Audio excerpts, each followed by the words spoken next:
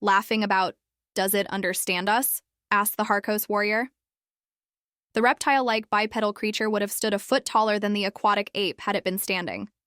It trembled in shock on the cargo bay's floor, staring, wild-eyed at its betters. They call themselves human, and it does. We chipped him during transit. The Harkos scholars' flowing blue robes were the color of blood. Knowledge was the greatest weapon. They would learn what made humans bleed. This one is of their warrior caste, though he is small, and his systems disproportionately dedicated to fine motor control. He is strong. He is training to overcome other members of his species in unarmed combat and intentionally increased his muscle mass significantly by simulating labor. "Why?" laughed the warrior. "It is delicate. It doesn't even have scales. Nothing can change that." The scholar looked back and forth skeptically between the two warriors. He wasn't so sure. "Wake up, human!" A Harkos in a yellow jumpsuit prodded Luke in the neck with a 6-foot-long, flexible reed. Luke stayed frozen on the prison cell's mat until the prodding turned his fear into irritation.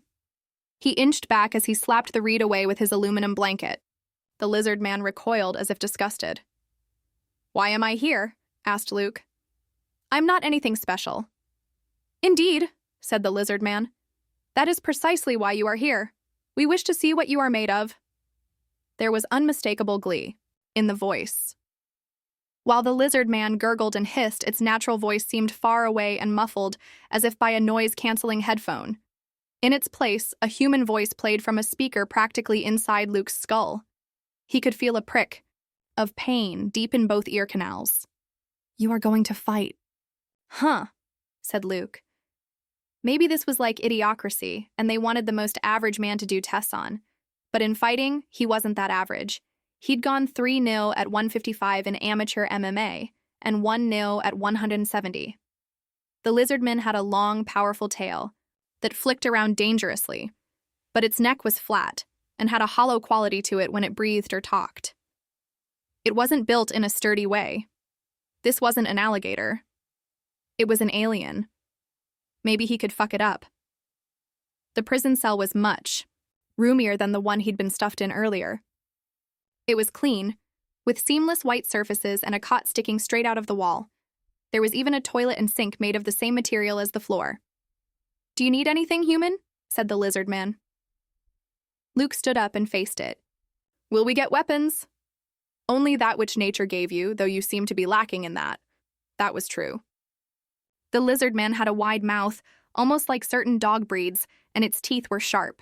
Its thumb came to a hard point, almost like a stick had been whittled into a spear. "You will learn pain from us."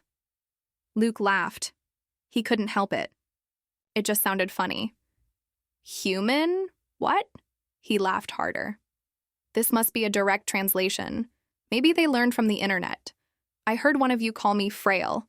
I might die fighting, so I only get one chance to impress you. So, can you tell me how you fight so I can be ready? If you fought a lot of us, we would learn quickly, so you might as well see my best," said Luke. "We turn and whip with our tails to break our opponent's ability to stand, then latch on with teeth and drive our spikes into the weak places. For example, your lower ribs, your genitals, and your eyes," said the lizard man. "You will submit quickly from the pain." It grinned, showing its teeth, and Luke couldn't help going pale. He did not want any part of that shit, but there was no point in begging. Sometimes there wasn't any way out but through. A few hours later, the lizard man in the yellow jumpsuit came back with a pair of guards. The guards wore armor, carried glassy rifles, and were each followed by a spherical drone that, nonetheless, sounded like a little helicopter. There was no way to know what the guards' weapons could do, but Luke figured the drones were beyond him. And even if he did get a rifle, then what? He was in a random tube-like hallway with ladders on the ceiling. Where would he go? These guys wanted to test him in a fight. Fine. Let's get to it. They walked for minutes, taking 3 separate elevators and over a dozen hallways. His decision not to run turned out to be correct. Whatever they were in seemed really big. They arrived in a cavernous room with plastic barrels and crates piled high on all sides. Bay doors lined the far wall like at a warehouse, not too differently than the back room at a super Target. The panel lighting and dustless surfaces shrunk his own shadow to the space under his feet, giving the alien room a dreamlike quality. 24 lizard men formed a large circle, and with the prod of a rifle, Luke found himself standing in the middle of it. The aliens were grinning, palling around, joking about eating him, wondering how such weak creatures like him became dominant. Laughing about how no one wanted to touch his bare skin because it disgusted them. He was flaking everywhere. It was starting to piss him off, but he stayed quiet until one of the aliens stepped into the circle to meet him. This one was even bigger, maybe 7 feet tall, and wearing a yellow rope with spiked shoulder pads and gaudy black symbols up the lapels. It took off the robe and handed it to another, revealing a white rash guard with the same lettering. "Be careful, son," said one of the lizard men in the crowd. "Yes, careful. Don't let it bite you. They have dirty mouths," said another. "He's going to need a bath. There are little hairs all over its cell." Luke's brow creased with skepticism. These were the aliens planning to torture him. Maybe there was something wrong with his ear implant. Maybe he was just an animal to them. He kept his hands at his sides, his breathing calm, not wanting to give anything away. He'd have to move quickly if he wanted to get a piece before the guards jumped in. "Now," said the white rash guard alien. "This one is muscular for its species, but not abnormally so. It is limited in its bite strength, and will not be able to penetrate our scales. These creatures mostly fight with the bony knobs on their hands, and only to cut one another in social displays. They are adept with weapons, but we will cover that another day. Watch as I put theory into practice." It leaned forward, hunching its back slightly, and stalked toward Luke. Its little eyes were too small to gouge, and its scales armored the ridges above and below. Its teeth were sharp, and it looked terrifying. Luke raised his hands and stepped back into a fighting stance. He couldn't help it, his body forcing him into position early. The lizard spun. Its tail lashed out at Luke's side, but he caught it on his shin like any kick. The tail was much, much stronger, but much softer than he had expected. It was like being slammed with a pillow. The force sent Luke sliding back several feet, hopping for balance, but it didn't hurt. With a hiss, the lizard took a huge step, telegraphing another spin, but Luke stepped in with it, stuffed the tail slap with another shin block, and wrapped his arms around the tail. Its scales gave him something to grip, and holding on was easy. "Oh!" he shouted like he was sparring, switched his grip to one of its legs, and picked the whole 7-foot monster up into the air. A sharp pain tore through Luke's side, but he'd expected something. He wasn't backing down now. With a leap, he inverted in the air and slammed the alien to the floor, crushing it with his shoulder. It was howling and cursing now, jabbing its nasty thumb spikes into Luke's sides, covering both of them in blood. "Fuck you!" Luke shouted as he dragged the scrambling alien toward him by its arm, pulled it past, and jumped on its back. Lizardmen fell to all fours while Luke's blood poured around both of them. All the alien could do was whip with its tail, but the heavy thumps landed with too much surface area to do anything, and it was slowing. No stamina. Luke had its back, and it didn't seem to know what to do about it. Not that he knew what to do with it. He didn't want to hit an armbar because it would stab the shit out of him with its other thumb, and he couldn't lock up a rear naked choke with how wide its neck was. He could put it in a crucifix, but once he started hurting the alien, they might pull him off. But he had something. Its wide, flat neck would fit in his arms perfectly.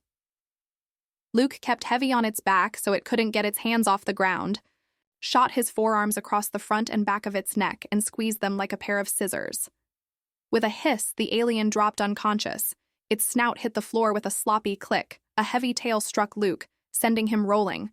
He stood to find a guard pointing its rifle at him. "Enough!" The human crushed his throat. "Get him to medical." The aliens moved in a flurry, running for help or trying to assess their leader's injury. "Not so fragile," said Luke. "Am I?" Darkness edged into the sides of his vision, and he took a knee. Felt like being choked out, but it was just all the blood. "Tell your guy he fights like an asshole." "Tell him yourself," said the guard. "You're going to show me how you did that." "The fuck I am," said Luke as he passed out. "One story is end. Next story start and enjoy. It's more interesting." Mannequins have not stopped appreciating fine clothes. Some of them will make do with the less fine things either way. All right, just a little... There. Jeffrey and James stood in the middle of an old abandoned store in a dead city. Outside, there was a cardboard cutout of fashionable Frank, a man with a white smile and grinning eyes with a word bubble next to his protruding thumb, declaring that only the most fashionable of fellows were allowed within the building. Of course, with the heavy implication that that was, or could be, you. All of the good fabric had been taken a long time ago. What wasn't so worthwhile had also been taken, since it could be recycled or worn despite the imaginary cries of Frank at the ensuing drabness. Beyond Frank's thumb, the streets were empty and desolate. Half of the buildings, power lines, and some of the actual road had gotten up and walked off a while back. Even miscellaneous things you tended to forget, too, like the benches and the fire hydrants. Here Jeffrey was, putting some extra clothes on a mannequin. James had said they needed to unload some stuff to put the chairs in the back. So he'd tossed a nice sweater and leather pants that had been moth-eaten, not even by normal moths, onto the pile of boxes and carried them in with the rest of the stuff they were discarding. He'd tried to sew them up, but it had just resulted in an ugly mess of an insult to clothing. Why are you bothering? We should get going, man. James was a grumpy bastard, with his angry knit beanie and rocker outfit. According to him, all the piercings and hard vibes scared off some of the more timidly dangerous creatures. Jeffrey didn't believe him, but they hadn't been attacked by anyone or anything yet. A mannequin deserves to look dapper, too. You're putting literal garbage on it. I think that's an insult to the mannequin. I'd give him better stuff if we had it to give. Would you now? Hell yeah, I would. Jeffrey paused, examined his work. The mannequin had been male, all bald and hairless. Someone had taken or eaten its original wig long ago, but they'd found a replacement in the museum. James chided Jeffrey's habit of keeping useless bullshit around, but you never know when something was going to come in handy in a world like this. Besides, James wasn't hiding his obsessive collecting of cups, silverware, tools, and batteries. I'd not give you shit if half of it weren't broken or emptied out, Jeffrey muttered, dusting off his hands on his own ugly sweater. He'd given the mannequin a matching one. It was definitely not Christmas, but you had to ignore things like that out here if you wanted to make it through the month. What? I was just saying Manny here looks wonderful. And he did. Glorious. Bastard with his late 1700s ringlets, green-red snow globe zigzag fuzzy shirt, and radical pants. In Jeffrey's opinion, the dust moth holes, despite the little acid searing at the rims of where they'd bitten him the other day, only added to his "I'm going to wear whatever I want and you can't stop me" aesthetic. James snorted and rolled his eyes. Come on, help me put in the last 2 chairs. And he did. Manny watched him do it. The circle of 12 chairs that had sat in the middle of the once polished wooden floor and between the emptied racks and aisles of fashionable, Frank's fancies were taken out one by one, until there had only been 2. A moment was given then to a quiet mannequin who had no reason to give anyone pause, and it had not been to deface him like the last ones had. Horrid scribbles ran down his face in marker. One of these 2 had looked at him with respect. That mattered. Why do you think these ones didn't leave? The one who'd been called Jeffrey looked from Manny to his fellow man. Not everything wakes up. James shrugged. Together, they hoisted the last chair into the back of a pickup truck in front of a building that they did not seem to realize had once been in the middle of a mall.